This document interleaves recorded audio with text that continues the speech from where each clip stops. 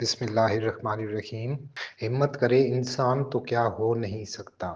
نشاور ادویات کی عادی ہونے والی معروف سٹیج ڈانسر اس لت کا شکار کیسے ہوئی اور اس عادت سے جان کیسے چھوٹی؟ خوبصورت گھر میں رہنے والی جھگی میں رہنے پر مجبور کیوں ہوئی؟ جھگی سے واپس چھت کے نیچے کون لایا؟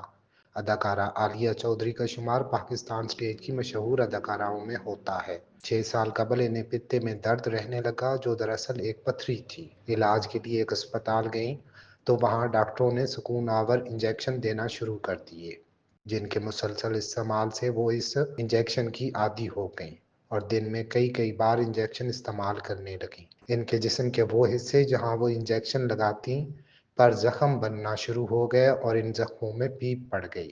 انہیں کام ملنا بند ہو گیا تو گھر کی چیزیں فروخت کر کے اپنی لت پوری کرنے کا بندوبست کرتی رہیں، یہاں تک کہ چھوٹی موٹی ہر چیز بک گئی۔ گھر کا کرایہ نہ دینے پر مالک مکان نے گھر خالی کروا لیا۔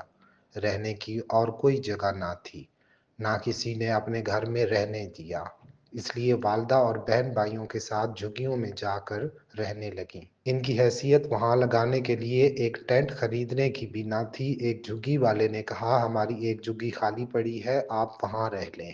2 ماہ جھگی میں رہیں۔ اس کے بعد ایک سٹیج پروڈیوسر نے ان کی حالات کی ویڈیو سوشل میڈیا پر ڈال دی اور متعدد فنکاروں سے محبت رکھنے والی شخصیات نے ان کی مالی مدد کی۔ ایک اور پروڈیوسر نے انہیں خود ایڈوانس دے کر مکان کرائے پر لے دیا۔ یوں یہ خاندان واپس چھت کے نیچے آ گیا۔